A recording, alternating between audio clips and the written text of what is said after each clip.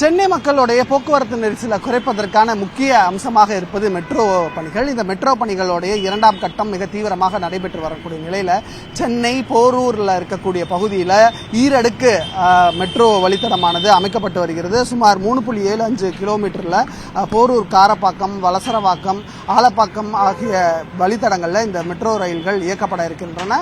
இதற்கான பணிகள் 2022 தொடர்ச்சியாக நடைபெற்று வரக்கூடிய சூழ்நிலையில் போக்குவரத்து நெரிசல் ஒரு பக்கம் இருந்தாலும் அந்த போக்குவரத்து நெரிசலை மக்கள் ஒரு பெட்டர்மெண்ட்டுக்காக, அதாவது இன்றைய கஷ்டம் நாளைய ஒரு வலுவான சமுதாயத்தையோ உருவாக்குவதற்கு, கட்டமைப்பை உருவாக்குவதற்கான சிரமங்கள் இருந்தாலும் இன்னைக்கு அந்தக்கான பணிகள் மிக தீவிரமாக இருப்பதை பார்க்க முடிகிறது.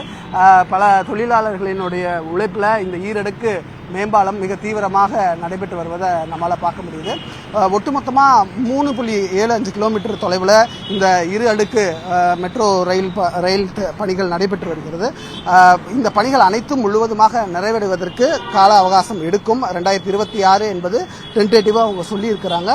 அந்த 2026க்குள்ள பணிகள் முடிவடைந்து இதில் தண்டவாளங்கள் அமைக்கப்பட்டு எலக்ட்ரிக் போல் வைத்து அதில் ரயிலை கொண்டு வந்து அமர்த்தி அதன் பின்னராக அதற்கான சோதனை ஓட்டங்கள் நிறைவேற்று எல்லா அப்ரூவலும் கிடைச்ச பிறகு இதில் மக்கள் பயன்பாட்டுக்காக அது கொடுக்கப்படும்.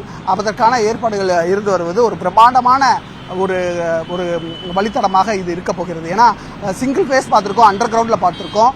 அதே போல் உயர்மட்ட பாலத்தில் ஈரடுக்கில், அதாவது 2 அடுக்கில் ட்ரெயின் போகுது. அதாவது 4 பிளாட்ஃபார்ம் இருக்கும். ஒவ்வொரு வழித்தடத்துலையும் மொத்தம் 4 பிளாட்ஃபார்ம் இருக்கும்போது ஒரே நேரத்தில் 4 ட்ரெயின்கள் வருவதும் போவதுமாக இருக்கிறது ஒரு பிரம்மாண்டமாக இருக்க போகுது. அதுக்கான பணிகள் மிக தீவிரமாக நடைபெற்று வருகிறது.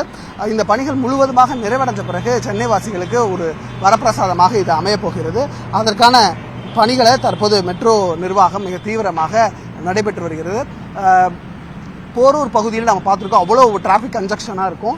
இப்போது சென்னையிலேயே ஒட்டுமொத்த கனெக்டிவிட்டியாக கொடுக்கக்கூடியது இந்த 2ஆம் கட்ட பணிகள். அவ்வளவும் முடிஞ்ச பிறகு இந்த பணிகள் அனைத்தும் ஒன்று சேர வரும் பட்சத்தில் போக்குவரத்து நெரிசல் குறைந்து மக்கள் ஒரு இடத்துலேருந்து இன்னொரு இடத்திற்கு செல்வதற்கான கால அவகாசம் மிக குறைவாக இருக்கும். அப்படி குறைவாக இருக்கும் பட்சத்தில் மக்களுக்கு மிக பயனுள்ளதாக இந்த மெட்ரோ திட்டம் அமையப்போகிறது.